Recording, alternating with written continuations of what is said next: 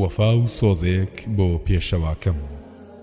بەڕاستی کە بیرم کردەوە بچمە خزمەت پێغەمبەری خوددا صلی الله عليه وسلم وەکو وەفایەک کەمێک باسی ژیانی بکەم، بەڵام لە ئاستیدا وەک منداڵێکی تازە لەدایک بووە بووم و زمانم گۆی نەدەکرد و نەمدەزانی لە چ ڕوویەکەوە لەسەری بدوێم، چونکە هێندە مەزنە بە هیچ شێوەیەک وەسفی ناکرێت.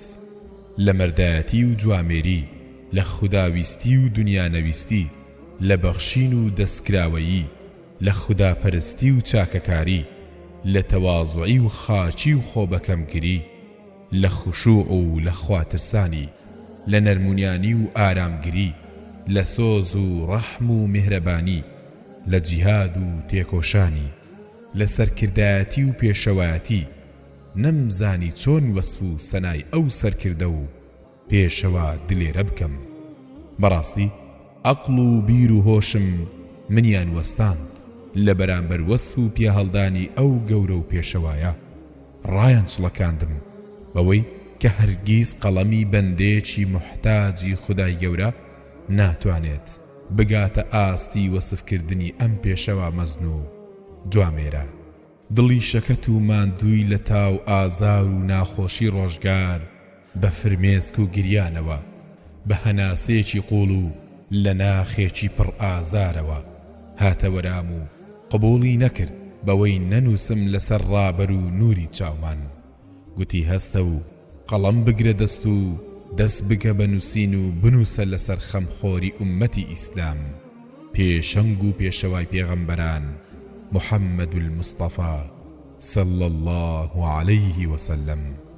بنووسە ئەگەر چەند دێڕێکیش بێت یان تەنانەت چەند وشەیەکیش بێت، بیکە بەنامە و بە سەراپای جیهاندا بڵاویکەوە، ڕای بگێنە بینێرە بۆ پادشا و سەرۆک و کاربەدەستان، پێیان ڕابگەینە ئێوە شەرمەزار و سەرشۆڕن بەرامبەر بەڕابەرەکەم، ئێوە ناگەن بە تۆزی ژێرپێ پیرۆزەکانی. پێیان بڵێ ئێوە تەنها بۆ خۆشی خۆتان دەژین، دنیاتان کرد بە دۆزەخ بۆ مرۆڤەکان لە پێناو خۆشی خۆتان.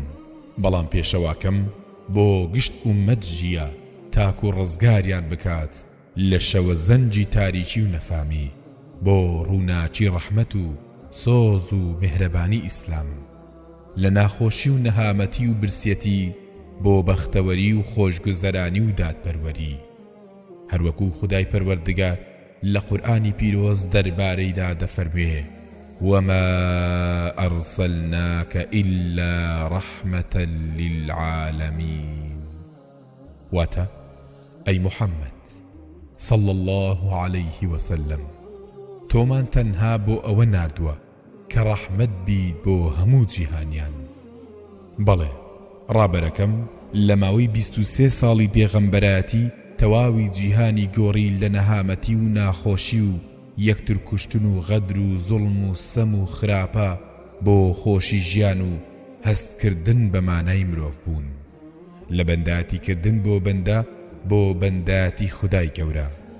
بەڵێ خودای گەورە ئەم پێغەمبەرە صلی الله عليه وسلمی بۆ کردین بە نور و ڕووناچی تا خەڵکی ئاگادار بکاتەوە بە وازهێنان لەو کردەوانەی سنووری خوددا دەبەزێنن و ئاشنان بکات بە تەشریع و بەرنامەی ئیسلام و فەرمانەکانی خودای گەورە. هەروەکو خودای پەروەردگار هەر لە قورئانە پیرۆزەکەیدا دەربارەی پێغەمبەر صلی الله عليه وسلم دەفەرمێت وداعيا إلى الله بإذنه وسراجا منيرا. واتا هەروەها چراکی ڕووناچیشی بۆ سەرجەم سەرگەردانان. لە مێژووی مرۆڤایەتی هیچ مرۆڤێک نە لە پێش خۆیەوە و نە لە دوای خۆی وەک ئەو نەبووە و ناژبێ، لە هەموو ڕوویەکەوە سەرمەشقە، هەر لە پێش ئەوەی خودای گەورە بیکات بە پێغەمبەر صلی الله عليه وسلم بەڕازگۆیی و دەستپاک ناسرابوو لە نێو خەڵکی، واتە دەستپاکترین و ڕازگۆترین کەس بوو. لە ڕووی ڕەوشت و ئەخلاقەوە باشترین مرۆڤ بووە، هەتا لەگەڵ منداڵ و پیر و گەورەکاندا کاتێ بەلای منداڵاندا تێپەڕ دەبوو سڵاوی لێدەکردن، جوانترین ڕەوشتی بەرامبەر بە خێزانەکانی پەیڕەو دەکرد بۆ دەربڕینی خۆشەویستی. ناوی عایشە ڕەزای خوای لێبێت کورد دەکردەوە دەیفەرموو یا عایش، بە شێوەیەک ڕێزی دەگرتن کە بە ناوی باوکیەوە بانگی دەکرد و دەیفەرموو ئەی کچی سدیق، هەتا لەگەڵ شێت و کەم عەقڵەکانیش بە جوانترین شێوە مامەڵەی کردووە. ئەنەسی کوڕی مالیک ڕەزای خودای لەسەر بێ دەڵێت ئافرەتێک کەمێک عەقڵی ناتەواو بوو، گوتی ئەی پێغەمبەری خوددا صلی الله عليه وسلم، پێویستیەکم پێتە.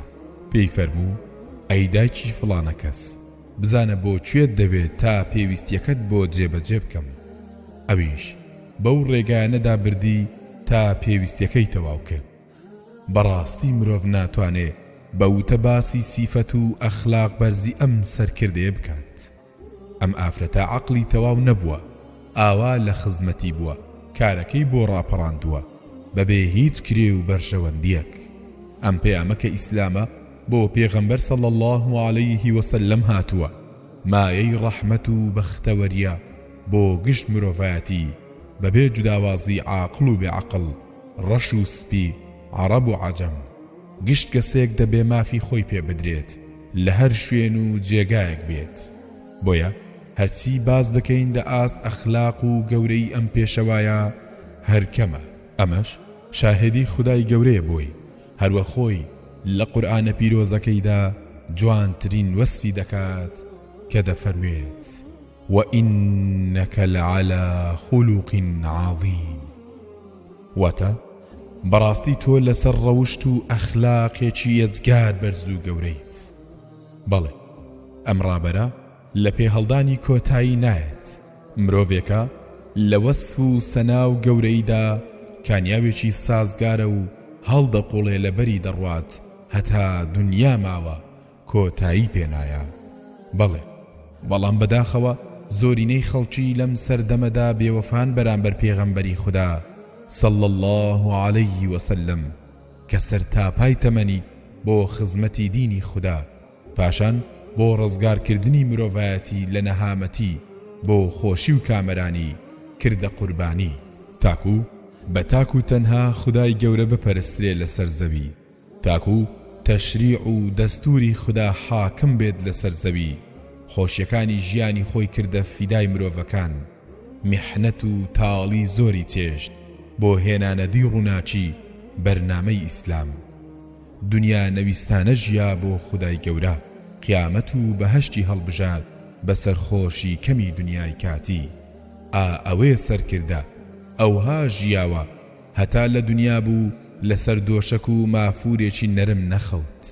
بە پێچەوانەی ئەم سەرکردانی ئێستا بە درۆ ناویان لە خۆناوە سەرکردە، بە زەبری هێز هاتوونەتە سەر حکم و مافی خەڵکی هەژار دەخۆن، بە زەبری هێز هاتوونەتە سەر حکم و مافی خەڵکی هەژار دەخۆن، لەسەر هەژماری فەقیر و هەژاری خۆشی نەدی و دەژین.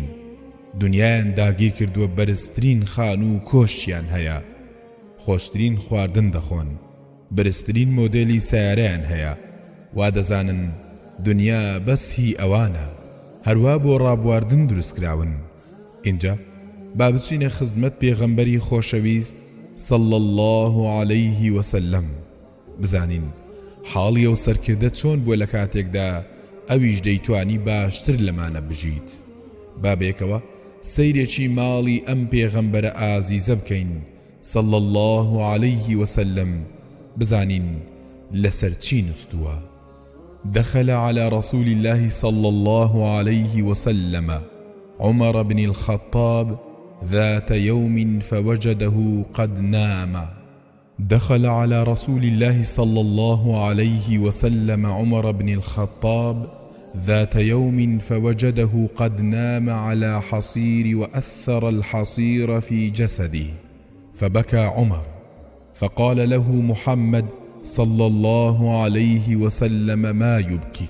قال عمر يا رسول الله صلى الله عليه وسلم فإن كسرى وقيصر فيما هم فيه وأنت يا رسول الله صلى الله عليه وسلم.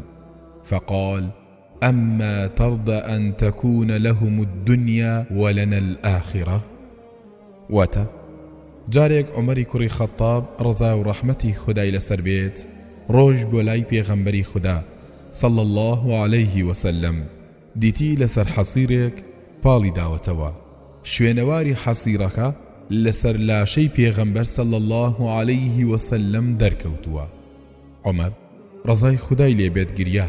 پێغەمبەریش صلى الله عليه وسلم فەرمووی بۆ دەگریت؟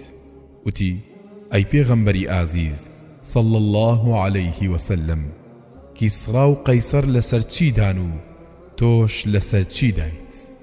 اینجا پێغەمبەر صلى الله عليه وسلم فەرمووی جا ئەی عومەر تۆ حەز ناکەیت ئەوان دنیایان هەبێت و ئێمەش قیامەت و دوا ڕۆژ؟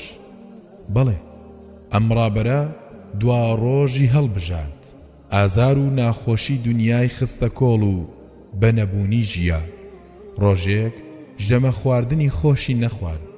ئەمە دایکە عایشێ ڕەزا و ڕەحمەتی خودای لەسەر بێت باسی سەختی و نەبوونی ژیانی ئەم پێشەنگە دەکات کە دەفەرمێت عن عائشة زوج النبي صلى الله عليه وسلم قالت لقد مات رسول الله صلى الله عليه وسلم وما شبع من خبز وزيت في يوم واحد مرتين.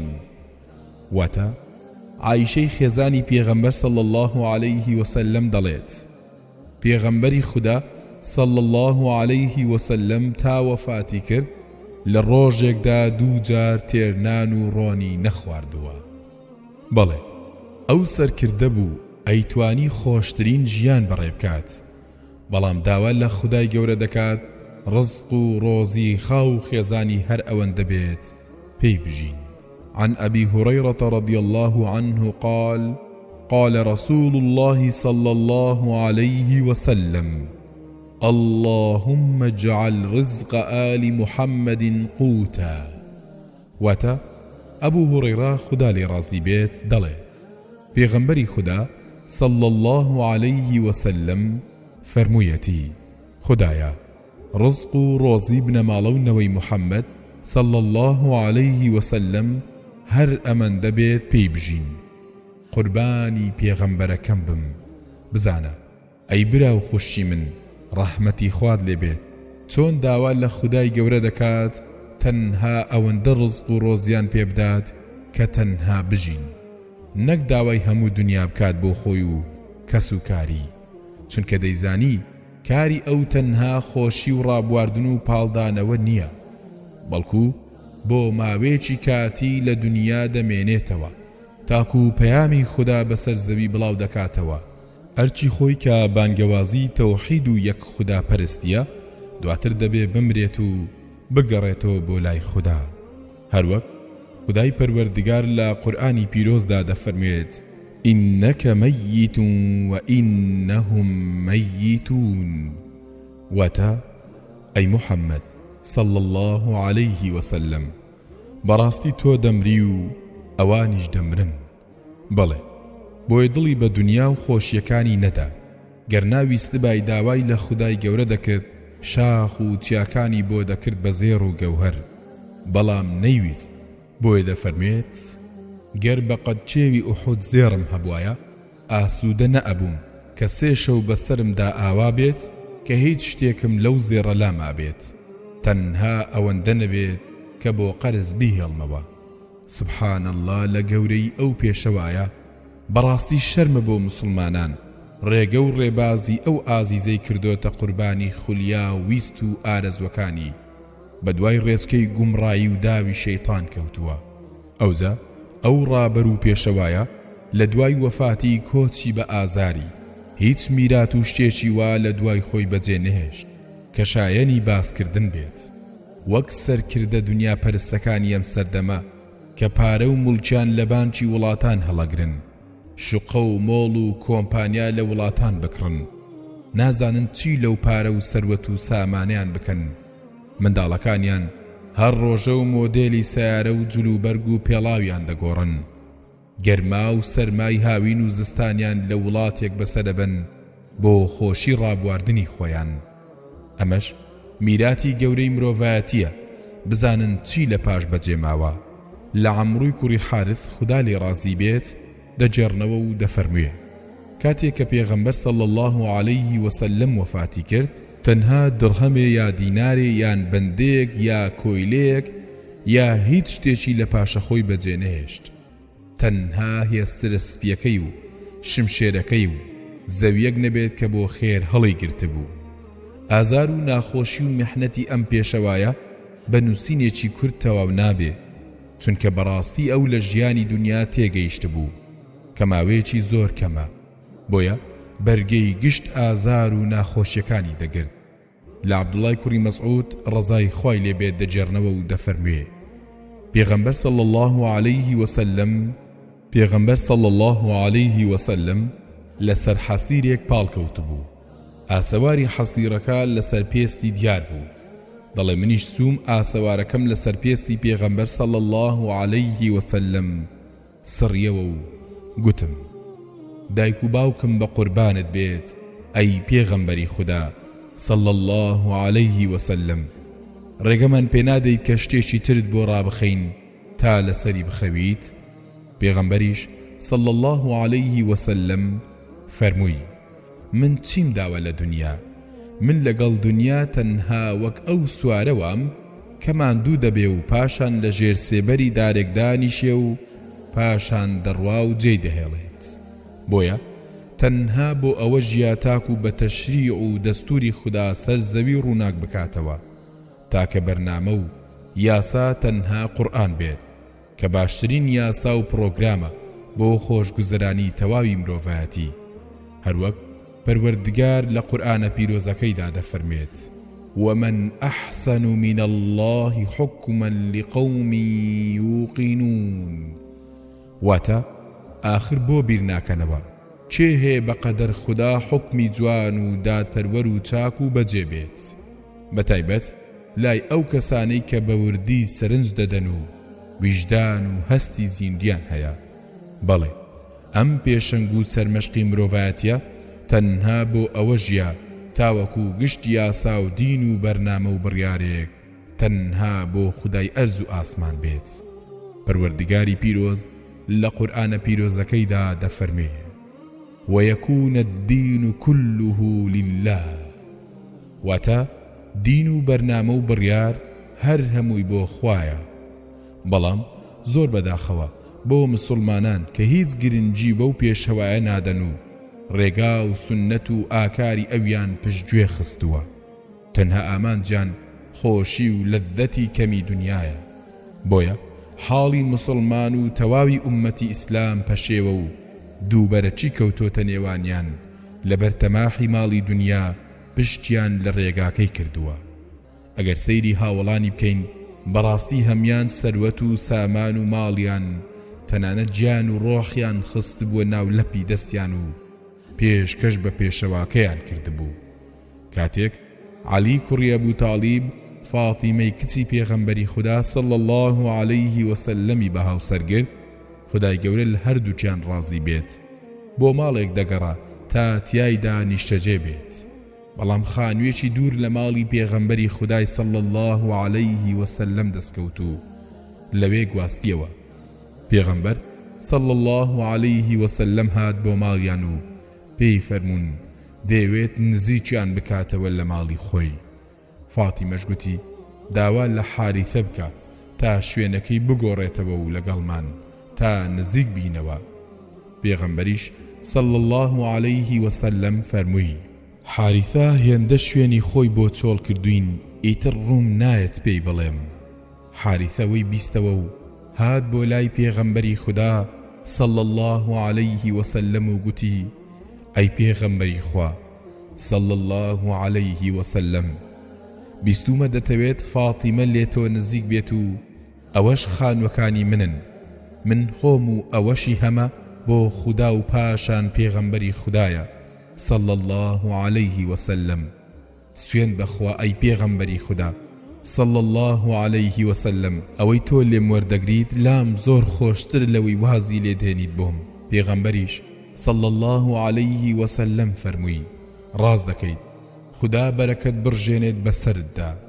ئەوە بوو فاتیمە هاتە ناو خانوویەکی حاریثە کە نزیک مزگەوتی پێغەمبەر صلی الله عليه وسلم بوو. حاریثە لە نزیک مزگەوتی پێغەمبەر صلی الله عليه وسلم چەند خانوویەکی هەبوو. هەرجارە و یەکێک لەو خانوانەی چۆڵ دەکرد بۆ خۆشەویستێکی پێغەمبەر صلی الله عليه وسلم تا هەموو خانووەکانی ئەو شوێنەیدا بە پێغەمبەر و هاوسەرەکانی صلی الله عليه وسلم. ئەمانە نمونەی پیاوی جوامێر و سەرڕاستی ئیسلامن. ئەم هەڵوێستانیان شاهێدی ئەوە دەدات ئەمانە ئەهلی بەهەشتن کە گشت کار و کردەوەیان بۆ ڕەزامەندی خودای گەورە بوو، بەسەر و ماڵ لە خزمەت خۆشەویستی خوا بوونە. ئەوەش کافرەکانی سەردەمی پێغەمبەر صلی الله عليه وسلم دان بەو ڕاستیە دەنێن کە هیچ کەس لە مێژوو وەک هاوڵانی پێغەمبەر صلی الله عليه وسلم نەبوونە بۆ خۆشەویستەکانیان بە ئەندازەی هاوڵان. لە سوڵحی حودەیبیەدا نێردراوی کافرەکان عروەی کوڕی مەسعود ویستی دەست بدات لە ڕیشی پیرۆزی پێغەمبەری خوددا صلی الله عليه وسلم. لە کاتێکدا قسەی لەگەڵدا دەکرد. هاوڵی خۆشەویست مغەیرەی کوڕی شوعبە ڕەزای خوای لێبێت نوکی شمشێرەکەیدا لە دەستی عروەی کوڕی مەسعود و پێی فەرموو: دەستت دوور بخەرەوە لە ڕیشی پێغەمبەری خوددا صلی الله عليه وسلم. دەستت نزیک مەخەرەوە، ئەژینا دەستت و مەچەکت دەبڕم و نایەڵم جارێکی تر بە سەلامەتی دەستت بجێڕیتەوە. کاتێک عروەی کوڕی مەسعودی بێباوەڕ گەڕایەوە بۆ لای بێباوەڕەکانی شاری مەککە، پێیانی گوت: سوێند بە خوددا، نازانم ئەمانە چ کۆمەڵێکن. چەندەها جار بە وەفدی چوومە بۆ لای پاشاکان و بە وەفدی چوومە بۆ لای قەیسەری پاشای ڕۆم و کیسڕای پاشای فارس و نەجاشی پاشای حەبەشە. سوێند بە خوددا، هیچ پاشایەکم نەبینیوە کە هاوڵ و هاوڕێکانی بە گەورەی بزانن و ڕێزی بۆ دابنێن بە ئەندازەی ئەو ڕێز و گەورەیەی کە هاوڵانی محەممەد صلی الله عليه وسلم لە محەممەدی دەگرن. سوێن بێت بە خوددا، ئەگەر محەممەد تفڕێ بدات ئەوە بێگومان دەکەوێتە لەپی یەکێک لە هاوڵانیەوە. ئەو هاوڵەیش ئەو تفە دەهێنێتە دەم و چاو و پێستیدا. هەر کاتێک فەرمانیان پێ بکات یەکسەر هاوڵەکانی فەرمانەکەی جێبەجێ دەکەن. کاتێک دەستنوێژ بگرێت دوور نییە لەسەر ئاوی دەستنوێژەکەی بکەنە شەڕ لە ناو خۆیاندا. کاتێک لە خزمەتیدا قسە بکەن دەنجیان نزم دەکەنەوە. ئەوەندە گەورە و بەڕێزە لای هاوڵەکانی ناتوانن پڕ بە چاویان تەماشای بکەن، لەبەرەوەی زۆر بەڕێزە لایەن و شەرمی لێ دەکەن. بەڵام موسڵمانی ئێستاکە هیچ شارەزانین بە ناسینی پێغەمبەرەکەیان کە ناوی چییە و بۆچی خودای گەورە ناردیەتی، بەڵام بە پێچەوانەی ناوی یاریزان و ئەکتەری فیلم و گۆرانی بێژە فاشیلەکان هەمووی دەزانن. مامۆستایە گوتی چووم ژن مارە بکەم. لە کوڕەکەم پرسی پێغەمبەرمان ناوی چییە؟ گوتی مامۆستا من موسڵمانم و هەموو شت دەزانم. گوتم کەوایە هەموو شت دەزانی ناوی چییە؟ گوتی پێغەمبەر ناوی ئەڵڵایە. نەعوذ بالله. گوتم جاوەرە شێد مەبە، مسلمانە و نازانێ خودای گەورە پاشان پێغەمبەر لێک جیا بکاتەوە. بەڕاستی جێی داخە بۆ مسلمانی ئەم سەردەمە کە زۆر پشتێکەرن لە ئیسلام و ڕابەرەکەیان. ئەم پێغەمبەرە صلی الله عليه وسلم خەمخۆری ئومەتەکەیەتی لە دنیا و دوا ڕۆژدا. کاتێک دنیا خراپ بوو، کاتی لێپرسینەوە و حەشر و هەژمار دێت، با بزانین هەڵوێستی ئەو سەرکردەیە چۆنە؟ تەنها خەمی خۆیەتی یان ماڵ و خێزانی؟ بەڵێ، بەدایک و باوکۆ قوربانی بین، تەنها ئەوە خەمخۆرمانە لە دنیا و دوا ڕۆژ. بۆیە ئەی بەندەکانی خوددا، ئەگەر سەرفرازی و خۆشبەختی دنیا و دوا ڕۆژت دەوێ، دەست بە سنەت و ئاکاری ئەو پێشەوایە بگرە. هەوڵ بدە ماڵ و منداڵیشت بەخەرە سەر ڕێچکە و ڕێبازی ئەو ڕابەرە کە هەنگاو بنێن بەرەو ئاسۆی ڕوون کە تاکە ڕێگایە تیشکی ڕووناشی نوری خودای پەروەردگار و پارێزەری ڕێگاکەیانە تا دەیان خاتە بەهەشتی پانوبەرین. هەروەکو پەروەردگار لە قورئانی پیرۆزدا دەفەرمێت: ومن يطع الله ورسوله فقد فاز فوزا عظيم. واتە هەر کەس گوێڕالی خوددا و پاشان پێغەمبەرەکەی بکات صلى الله عليه وسلم ئەو بەڕاستی سەرکەوتنێکی گەورەی بەدەستێناوە کەوابوو با هەمومان بەوەفا بین بۆ ئەو سەرکردە ئازا و جوامێرە کە چۆن لە غەممی ئوممەتەکەیدایە. بۆیە با ئێمەش پەیمان بدەین ڕازگۆ بین تاکو لە ژیانداین لەسەر ڕێبازی ئەو بژین و بمرین بۆ ئەوەی بێبەش نەبین لەو بەهەشتەی کە پێغەمبەری خودای صلى الله عليه وسلم لێیە بإذن الله تعالى. وصلى الله على سيدنا محمد وعلى آله وصحبه أجمعين. والسلام عليكم ورحمة الله وبركاته.